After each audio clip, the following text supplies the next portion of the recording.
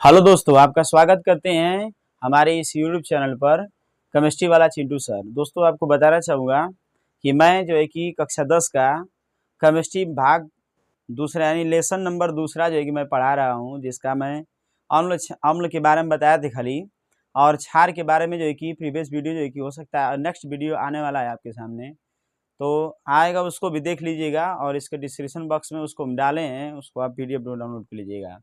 आज हम लोग पूरा बात करेंगे किस बात पर, लवण किसे कहते हैं, लवण कैसे प्राप्त होती है, लवण कितने प्रकार के होते हैं, और इसको एकदम ट्रिक के साथ लास्ट में एकदम वीडियो को छोड़ के मत जाइएगा, क्योंकि लास्ट में आपको हम बताएंगे ट्रिक से कैसे आप याद करेंगे इसको, लवण को कैसे आप पहचानेंगे, एकदम ट्रिक से एकदम चुटकी में आप याद कर सकते हैं। तो मात्र 6 प्रकार के होते हैं, तो 6 सेकंड में आप बता सकते हैं कि ये किस प्रकार के लवण होते हैं। दोस्तों ठीक है, हम बातें करते हैं लवण पर। किसे कहते हैं लवण, लवण किसे कहते हैं, जैसे आपको मालूम है कि अम्ल की अभिक्रिया अगर क्षार के साथ कराते हैं तो लवण तथा जल प्राप्त होता है। ठीक है, तो लवण तथा जल जो प्राप्त होती है, तो जल तो मतलब ऊपर रह जाती है और लवण जो होती है नीचे बैठ जाता है।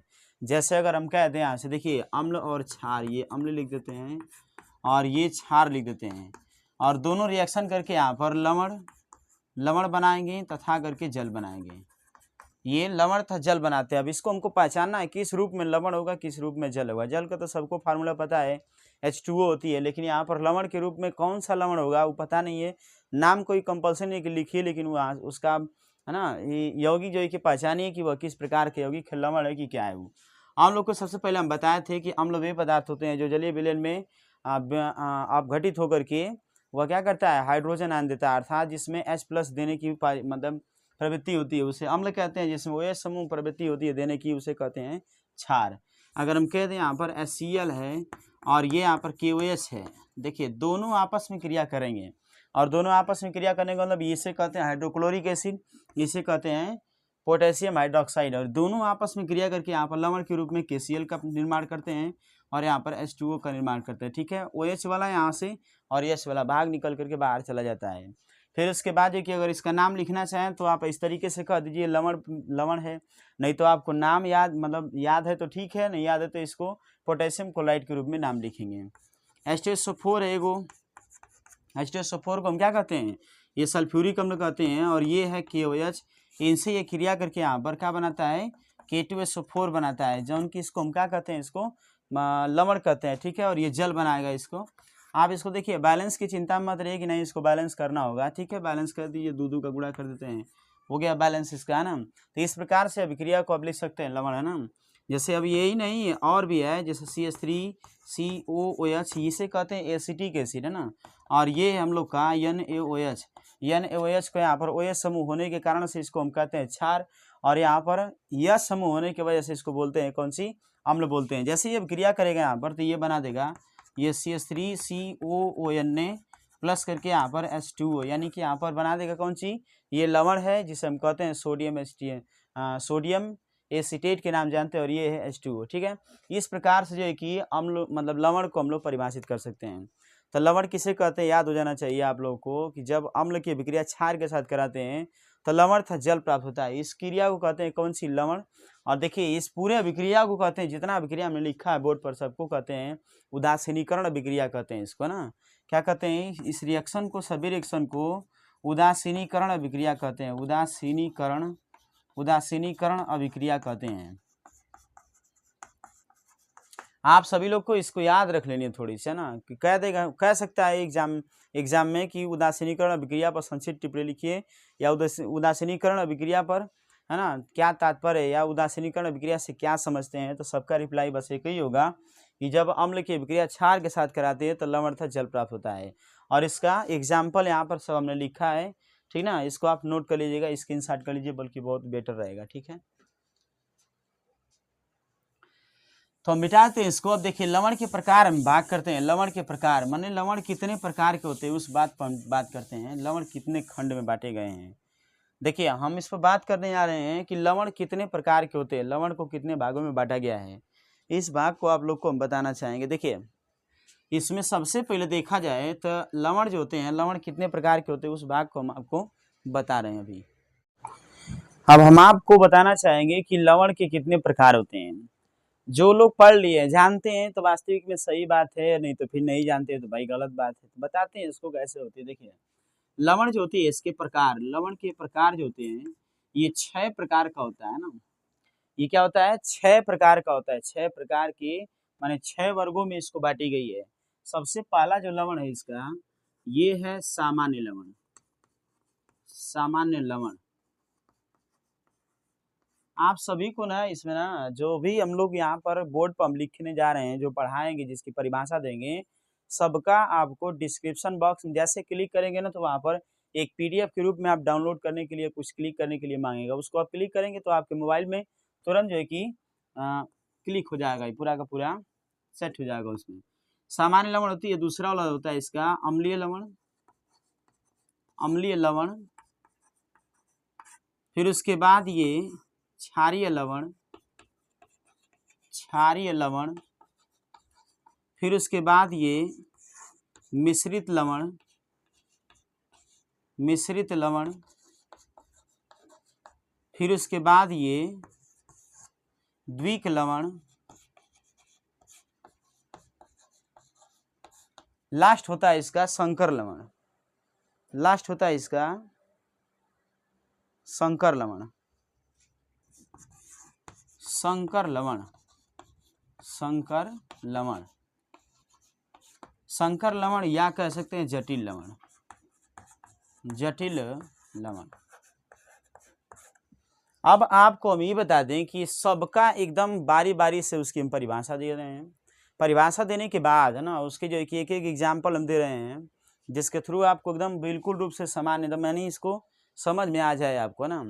अब देखिए इसकी परिभाषा अगर देना है ना तो सबसे बेस्ट तरीका यही है कि इसको हम ना सामान्य मतलब कौन सी, सामान्य लवण है, न तो वह अम्ल हो उसमें, न ही उसमें क्षार की मात्रा दिखता हो, न ही उसमें जो है कि एक प्रकार का किसी प्रकार का मिश्रण हो, और न ही जो है कि उसमें से एक किसी प्रकार के एक लवण या दो लवण मिलकर के बना हो, और न ही जो है कि उसमें से संकर लवण या जटिल लवण, किसी प्रकार के लवण से मतलब नहीं है। तो सामान्य लवण का मतलब कि वह लवण है ना जिसमें प्रतिस्थापी हाइड्रोजन या फिर OH नहीं पाए जाते हैं, उन सबको हम कहते हैं सामान्य लवण। अगर हम कह दें कि जैसे मान लीजिए कि अगर सामान्य लवण के एग्जाम्पल हम कह दें तो ये NaCO3, क्या इसमें हाइड्रोजन और OH दिख रहा है कहीं पर? कहीं नहीं। क्या इसमें जो है कि अन्य लवण 2 के अलावा 3 के अलावा जो है कि चौथा मतलब चौथा भाग दिख रहा है इसमें? क्योंकि यहाँ पर सोडियम और कौन सी कार्बोनेट है, तो सोडियम कार्बोनेट के अलावा और कोई है? कोई नहीं है इसमें। इसलिए इसे हम क्या कहते हैं? सामान्य सा लवण बोला जाता है। और ये है यहाँ से K2SO4 नहीं, हाँ K2SO4 K2CO3 लिख लीजिए, सबसे बेस्ट रहेगा।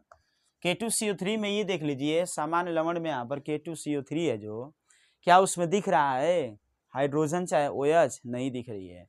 हम एक एक चीज को इसमें हम आपको बताएंगे, ठीक ना। इसको पहले मिटाते हैं, उसके बाद जो है कि हम आपको बता करके बताते हैं कैसे होती है। देखिए एक एक चीज लिख के आपको बताते हैं समझा करके, ठीक है। सबसे पहले इसमें देखा जाए तो सामान्य लवण है।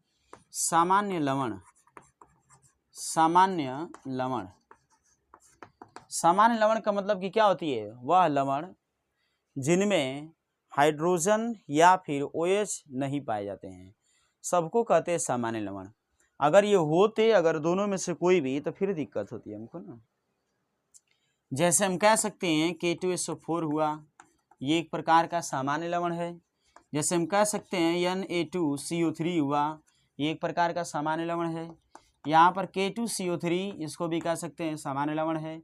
और यहाँ से K2CO3 नहीं, यहाँ पर कह सकते हैं कि यहाँ पर Na2CO3SO4 कर दीजिए, है ना, Na2SO4, इसको भी हम कहते हैं कौन जी? सामान्य लवण। अब इसमें देख लीजिए आप ध्यान से, हाइड्रोजन या फिर OH दिख रहा है कहीं पर? कहीं नहीं, इसलिए इसको हम कहते हैं कौन सी? सामान्य लवण बोलते हैं, ठीक ना।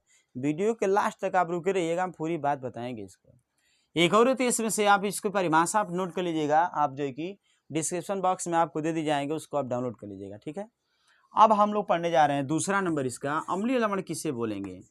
अम्लीय, अम्लीय लवण, अम्लीय लवण किसे कहते हैं? तो कह सकते हैं कि वह लवण जिसमें हाइड्रोजन उपस्थित होती है खाली, हाइड्रोजन यानी कि कोई और रहेगा, लेकिन उससे नहीं मतलब है, खाली बस यच रहेगा उसमें से, उससे मतलब है। जैसे मान लीजिए यहाँ से NaHCO3 को हम कहते हैं कौन सी, अम्लीय लवण, क्योंकि यहाँ पर सोडियम बाइकार्बोनेट यानी इसमें प्रतिस्थापी हाइड्रोजन समूह की संख्या उपस्थित है, इसलिए इसे हम कहेंगे कौन सी, अम्लीय लवण कहेंगे। यहाँ पर KHSO4 इसको भी कहेंगे हम लोग अम्लीय लवण, क्योंकि पोटेशियम बाईसल्फेट है।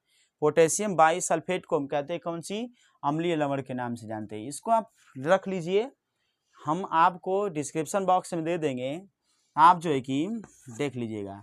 फिर उसके बाद इसका आता है क्षारकीय लवण। क्षारकीय लवण, क्षारकीय लवण किसे कहते हैं, तो क्षारकीय लवण का मतलब कि वह लवण जिसमें प्रतिस्थापी OH समूह उपस्थित होते हैं उसे क्षारकीय लवण के नाम से जानते हैं। जैसे अगर मान लीजिए अगर हम लोग कह दें यहाँ से कि क्षारकीय लवण क्या होगा, तो आप ये है BiOH का सेकेंड टाइम, इसको हम क्या कहते हैं, क्षारकीय लवण कहते हैं। CaOH का सेकेंड टाइम, इसको हम क्या कहते हैं, क्षारकीय लवण कहते हैं। इन सबको हम लोग क्षारकीय लवण कहते हैं, तो आप इसको आप याद रखिए, ठीक ना। एक और बात होती है इसमें से PbOH का Cl टाइम, ये भी एक प्रकार का क्षारकीय लवण है। ये भी एक प्रकार का कौन सा लवण है, क्षारकीय लवण कहते हैं इसको ना। अब देखिए, अब उसके बाद जो है कि हम लोग पढ़ने जा रहे हैं इसका नेक्स्ट लवण का नाम, यानी अब हम लोग पढ़ेंगे इसमें मिश्रित लवण। मिश्रित लवण किसे कहते हैं, इसको आपको परिभाषित करना बहुत ही जरूरी है। मिश्रित लवण किसे कहते हैं, देखिए 4 नंबर है मिश्रित लवण। मिश्रित लवण, मिश्रित लवण किसे बोलेंगे हम लोग, तो कह सकते हैं यहाँ से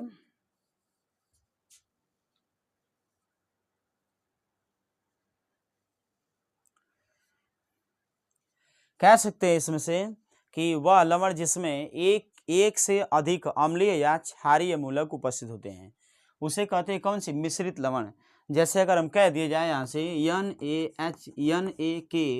NaKSO4 सोडियम पोटेशियम सल्फेट को कहते हैं, ये है ना। और एक और होता है इसका CaOCl2, यानी CaOCl2 को हम क्या कहते हैं, मिश्रित लवण कहते हैं, क्योंकि इसमें आयन के रूप में उपस्थित है कौन कौन सी, अम्लीय या फिर जो है कि क्षारीय मूलक दोनों मात्रा में उपस्थित होते हैं, तो इसको हम कहते हैं कौन सी, मिश्रित लवण के नाम से हम जानते हैं, ठीक है। अब हम आपको बताना चाहेंगे पांचवा, एक आता है हम लोग का द्विक लवण। द्विक लवण, तो हम कह सकते हैं ना दोस्तों ना, द्विक लवण, द्विक माने कौन सी, दो को, लवण माने कौन सी, दो लवण, यानी कि वह लवण जो दो लवणों से मिलकर के बना होता है, वे जो है कि दो सामान्य लवणों से मिलकर के बना होता है उसे कहते हैं द्विक लवण, ठीक है। वह लवण जो दो सामान्य लवणों से मिलकर के बना होता है उसे कहते हैं द्विक लवण। जैसे अगर हम कह दें यहाँ पर द्विक लवण का मतलब कि डबल साल्ट, यानी कि जिसमें जो है कि दो गो लवण उपस्थित होते हैं, सामान्य लवणों से मिलकर के बने होते हैं। जैसे अगर हम कह दें यहाँ पर कि यहाँ पर K2SO4 नहीं, K2SO4 नहीं, यहाँ से हम लिख सकते हैं, यहाँ से एक मोहर लवण ले लीजिए और एक पोटास एलम ले लीजिए ना, तो K2SO4 यहाँ से K2SO4 Al2 SO4 का थ्राइस, SO4 का थ्राइस इंटू 24H2O, इसको हम क्या कहते हैं, इसे कहते हैं potash alum, potash alum, alum, ठीक है। या फिर पोटास एलम या तो फिटकरी कहते हैं, फिटकरी, ठीक है। दोनों भाग आप याद रखिए, यहाँ से द्विक लवण में यहाँ पर पोटास एलम भी कह सकते हैं या फिर फिटकरी भी कह सकते हैं। फिर उसके बाद 6 नंबर आता है सबसे लास्ट पॉइंट में, सबसे लास्ट पॉइंट में आता है जटिल, जटिल, जटिल लवण, ठीक है। जो लोग इस रूप में होते हैं K4FeCN का 6 टाइम, इस रूप वाले लवण को हम कभी भी कहेंगे कौन सी, जटिल लवण। यानी कि जो भी लवण इसमें से अपने आयनों को बनाए रखते हैं सामान्य मात्रा में उसको कहते हैं जटिल लवण, है ना। इसको आप 6 के 6 लवण को देखिए, एकदम ना 7 ट्रिक में देखिए हम बताते हैं इसको, 7 ट्रिक आप कैसे याद करेंगे 6 के 6 को, एकदम एक लाइन में एकदम आप बता देंगे सब कुछ बातें, है ना, एक लाइन में खाली विथ एग्जाम्पल के साथ। इसके देखिए कह सकते हैं इसमें से पहला लिखवाए थे भी सामान्य लवण, सामान्य लवण, फिर दूसरा बताएं इसका अम्लीय लवण, अम्लीय लवण। तीसरा बताएं इसका क्षारीय लवण, क्षारीय लवण। ठीक है, उसके बाद फिर चौथा बताएं इसका मिश्रित लवण, मिश्रित लवण। फिर उसके बाद पांचवा बताएं इसका जटिल लवण। जैसे पांचवा इसका बताएं अभी आपको मिश्रित लवण, तो जटिल लवण, जटिल लवण। फिर उसके बाद इसका बताएं कौन सा, फिर उसके बाद बताएं आपको द्विक लवण, द्विक लवण। थोड़ा आगे पीछे हो गया तो इससे कोई दिक्कत नहीं है, सबको याद हो जाना चाहिए तो अच्छी बात है। देखिए सामान्य लवण का मतलब कि वह लवण जिसमें OH या H नहीं पाए जाते हैं, जिसमें H या OH नहीं उपस्थित होते हैं। एकदम ठीक है, बढ़िया से जो भी इसमें से आपको दिखे सबको बोल दीजिए वहाँ पर सामान्य लवण है। और यानी कि जो क्षारीय लवण है, जो अम्लीय लवण है जिसमें OH या नहीं हाइड्रोजन पर H यानी सिर्फ हाइड्रोजन उपस्थित होने की वजह से उस लवण को हम बोलेंगे क्षारीय लवण। और एक नहीं अम्लीय लवण, अब एक है क्षारीय लवण, तो इसे हम कह सकते हैं OH अगर है उपस्थित है उसमें तो हम लोग कहें कौन सी क्षारीय लवण है। मिश्रित लवण में, मिश्रित लवण में क्या होती है कि इसमें दो आयन मिले रहते हैं, इसमें दो आयन मिले रहते हैं, दो आयनों से मिलकर के बना होता है। जैसे यहाँ पर NaKSO4 को हम कहते हैं कौन सी मिश्रित लवण। देखिए यहाँ पर दोनों लोग मिले हुए हैं, हाइड्रोजन है ना, तो इसमें OH है कहीं पर है ना। जटिल में क्या होती है कि जितने यहाँ पर K4 या CN का 6 टाइम वाले होंगे, इतना जितना संकर ये जो होते हैं संकर भाग होता है। अभी संकर कॉम्प्लेक्स एक कॉम्प्लेक्स मतलब कंपाउंड्स होता है, ये कभी टूटता नहीं है ना अपने आप में, इसको भी याद रखिएगा। देखिए डबल साल्ट माने कौन सी, पोटास और एलम, यानी कि दो या दो से अधिक यानी कि दो सामान्य लवणों से मिलकर के बने होते हैं, उसे कहते हैं द्विक लवण। जैसे यहाँ से K2SO4 हम कह सकते हैं, उसके बाद यहाँ से Al2SO4 का थ्राइस इंटू करके 24H2O को, इसको हम क्या कहते हैं, कह सकते हैं द्विक लवण। ठीक है मेरे प्यारे बच्चों। और देखिए और ये कि ये वीडियो अगर आपको अच्छा लग रही है तो वीडियो को आप सब्सक्राइब कीजिए, शेयर कीजिए, बिना शेयर कीजिए आप जो है कि मत मानिएगा। ठीक है, हम कोशिश करेंगे कि आपका पूरा जो है कि कक्षा 10 का पूरा अपलोडेड कर दिया जाए वीडियो को बना करके। ठीक है, आप जो है कि वीडियो को पूरा का पूरा देखिए और उसको कोई कमी है तो कमेंट करिए। और जो है कि फेसबुक पर ही इसको जो है कि हम लोग है ना अपलोड करने जाएंगे।